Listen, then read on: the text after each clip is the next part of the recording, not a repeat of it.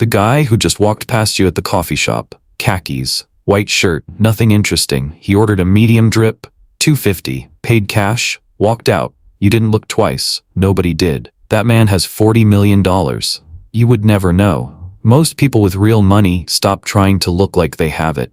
That's not accidental.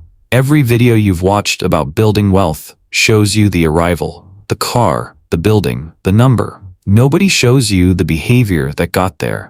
The specific, quiet, unglamorous behavior that separates the people who build something real from the people who perform building something real.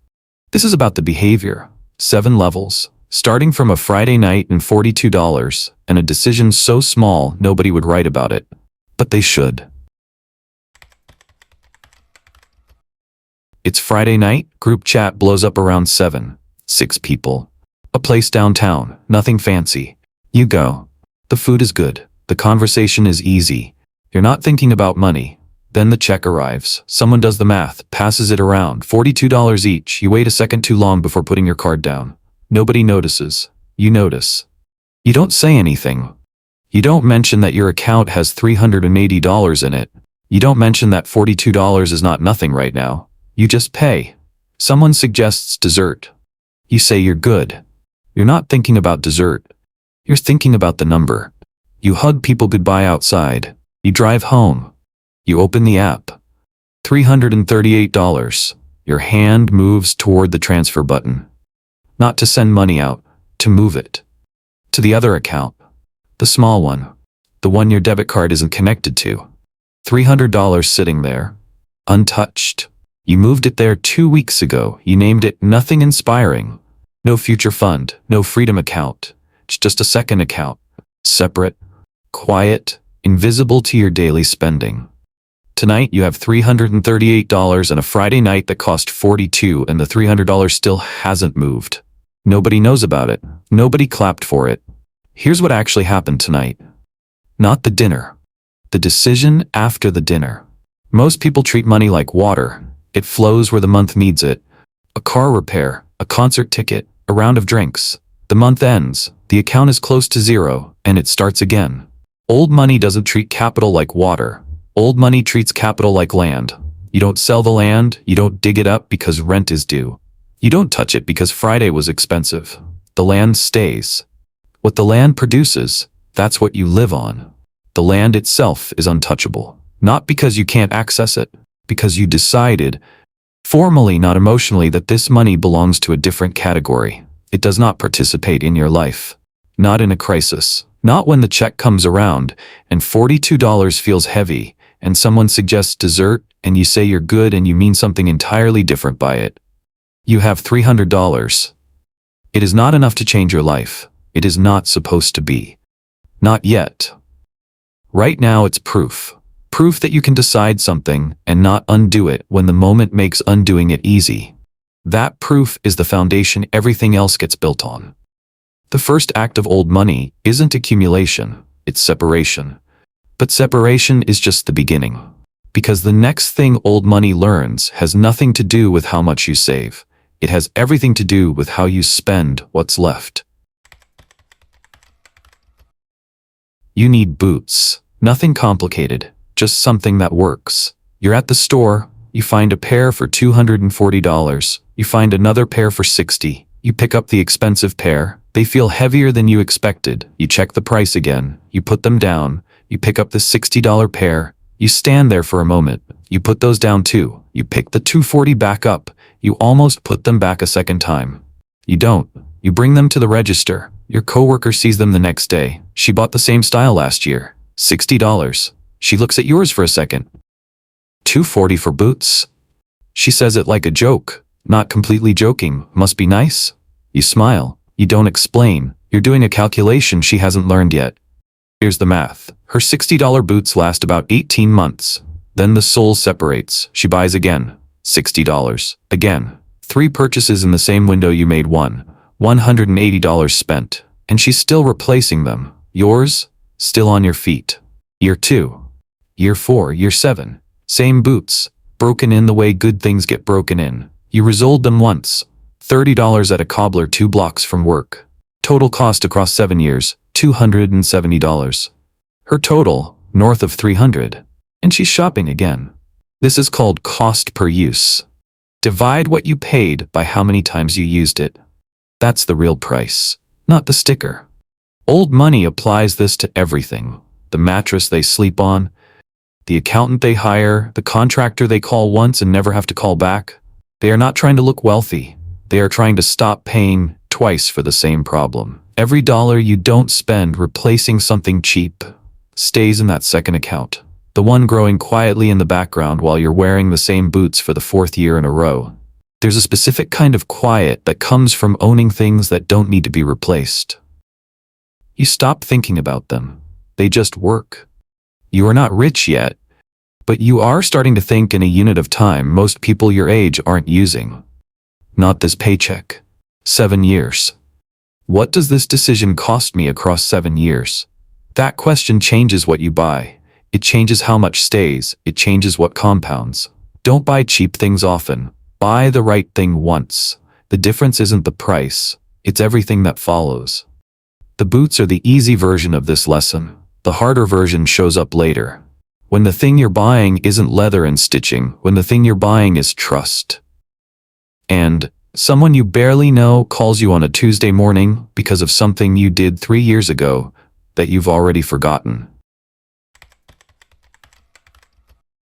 Your phone rings on a Tuesday morning, unknown number. You almost let it go to voicemail. You pick up. The voice introduces himself.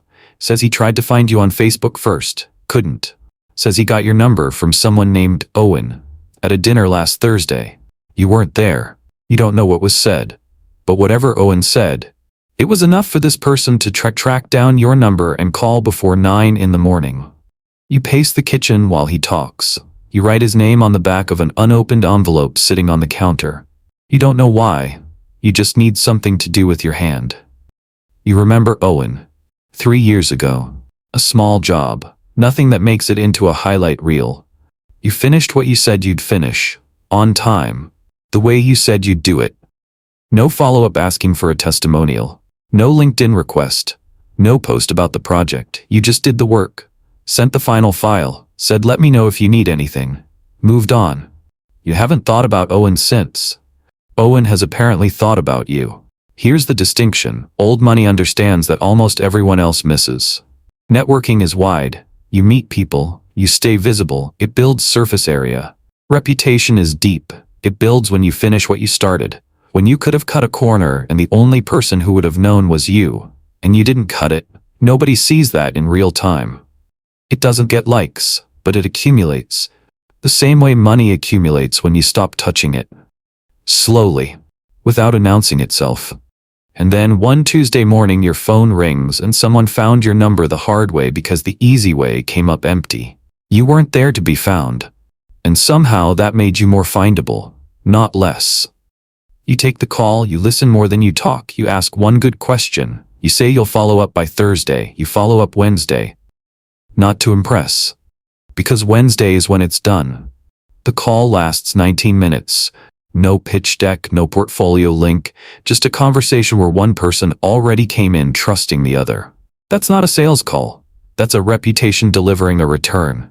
3 years of quiet work, one dinner you weren't at, one phone call on a Tuesday morning. That's the timeline. That's how slow it is. That's how real it is.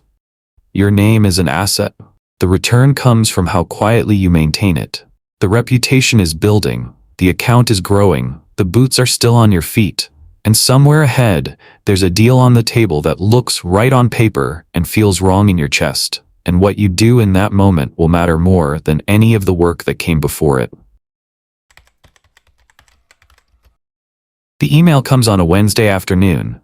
You read it twice, then a third time. $40,000, 2 months of work. The person sending it is legitimate, good reputation, clean contract. The numbers are real. There is nothing wrong with this offer. Except one thing. It asks you to be slightly less precise than you actually are. Not illegal. Nothing you could highlight and say, there, that's the problem. Just a feeling, the kind that lives in your chest sternum. Quiet but persistent.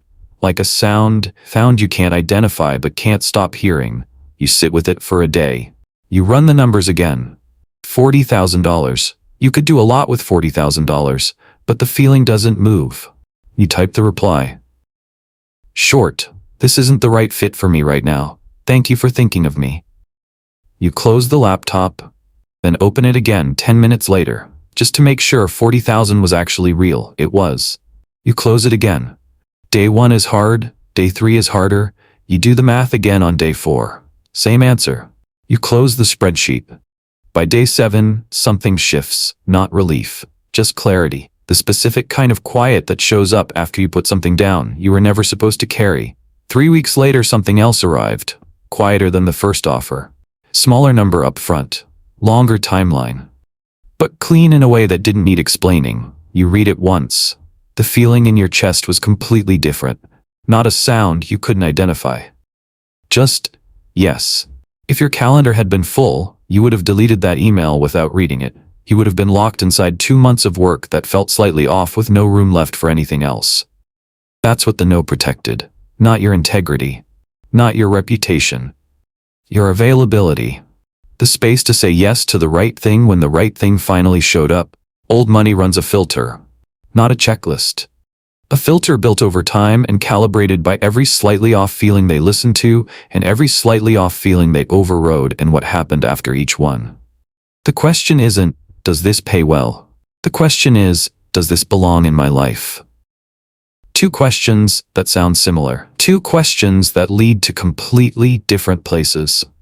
Every yes is a no to something you haven't seen yet. Old money knows which one to protect. The filter is getting stronger. The account is growing. The reputation is moving through rooms you're not in.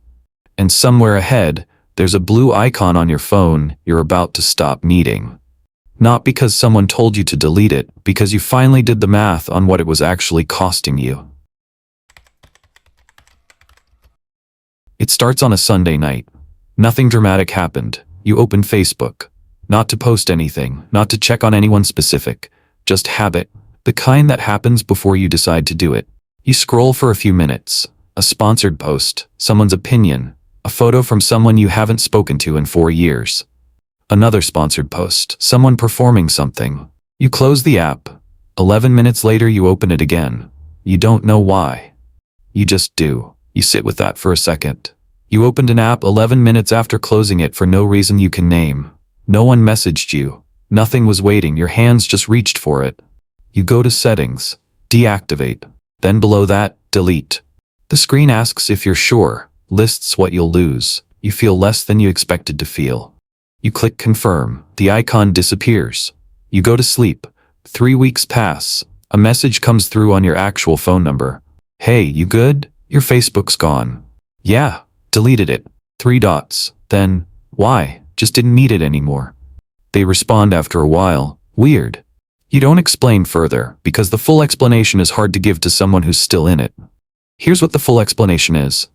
Every time you posted something, a win, a trip, a normal Tuesday that photographed well, you were trading attention for a response from people who weren't thinking about you 30 seconds before they saw it. Then you were monitoring that response, refreshing it, measuring your moment against how it landed. That's not living. That's producing content about living. 2 very different things. The less people knew, the less they expected from you. The less they expected, the less you had to manage. And the less you had to manage, the more you could actually build. Old money was never loud, not about what they owned, not about what they were building. The families whose wealth survived the Depression, 2 world wars, multiple recessions, you cannot find them online. Not in comment sections. Not at panels talking about their success. They are not hiding. Hiding is fear-based. This is different. This is just knowing which things cost more than they're worth. There's something else. When you stop performing your life for other people, even just a photo here and there, you start experiencing it differently. The meal tastes different when you're not framing it.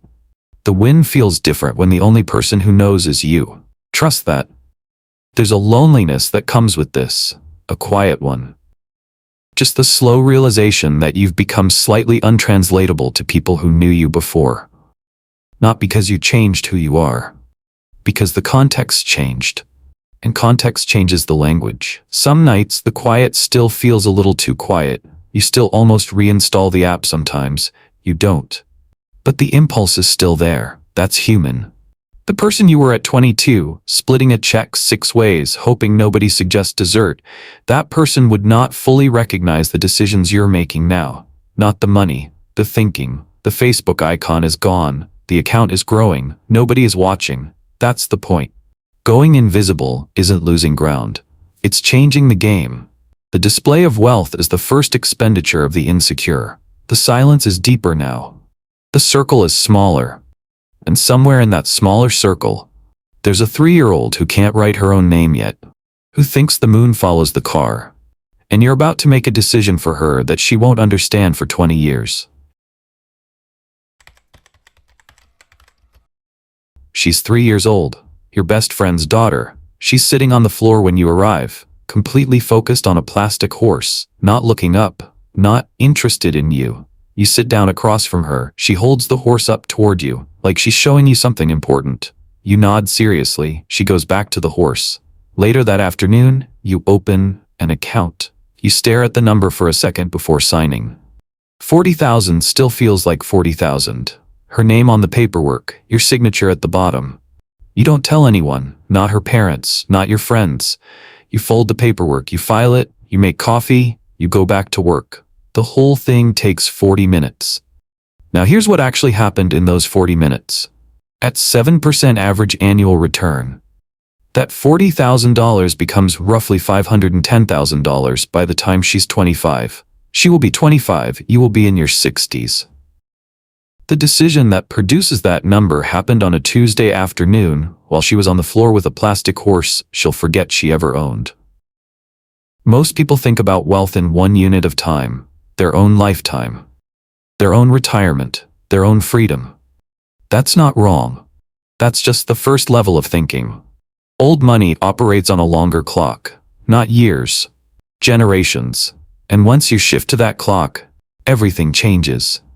The investment that looks boring for 10 years looks extraordinary at 30. The account you opened on a Tuesday for a girl with a plastic horse becomes the floor of a life you had a hand in building without ever taking credit for it. That requires something most financial advice never mentions. Not discipline, not intelligence. Trust. Trust that the math works even when you won't be there to watch it work. The most powerful force in wealth isn't timing, isn't access, it's duration. How long can you hold? How many decisions can you make for people who aren't in the room yet? You close the folder, you make coffee. Nothing visible changed today. No one knows. No one will know for a very long time. That's not a cost. That's the design. You think about the $300. The account with no inspiring name. The one you started when dinner cost $42 and $300 felt like everything. That was the first decision on a long clock. You didn't know it then. You know it now. Every decision since has been the same decision made at a larger scale. Separate the money. Protect the attention, let the work speak, say no to what's slightly wrong, disappear from what costs more than it pays. Build for the people who aren't here yet. The plastic horse is still on the floor. She's moved on to something else now. A cup. Very interesting cup apparently. You look at her for one more second before you leave. She doesn't look up. She doesn't know that a Tuesday afternoon just changed the math of her entire adult life. She's 3. She's thinking about the cup. The most powerful investments are the ones made for people who don't know yet to say thank you. The clock is longer now than it has ever been. The circle is smaller, the work is quieter, and somewhere ahead, there's a room. 4 people, no agenda on the table, just a question nobody in the room is willing to ask, except you. The meeting is on a Thursday morning, 4th floor. A building with no logo on the outside. You've been here once before. You remember the elevator was slow, 4 people in the room, no presentation on the screen, no agenda on the table, no one checking their phone, just 4 people and a problem that needs a direction. The meeting had already started when you walked in. Nobody seemed concerned. You sit down, you don't say anything about being last, neither does anyone else. The conversation starts. Numbers get mentioned, a direction gets proposed. Someone pushes back. The conversation circles. You listen. Not performing listening. Actually listening. Performing listening is nodding at the right times. Waiting for your opening. Actually listening is quieter than that. You hear what's being said, you also hear what isn't. The hesitation before a number, the way someone rephrases the same sentence twice, the question nobody is asking because nobody wants to be the one who asks it. 12 minutes pass, you haven't said anything, then you ask it. One sentence, clean, no setup, no disclaimer, just the question, directly into the room. You weren't completely sure it was the right question, but nobody else was asking it.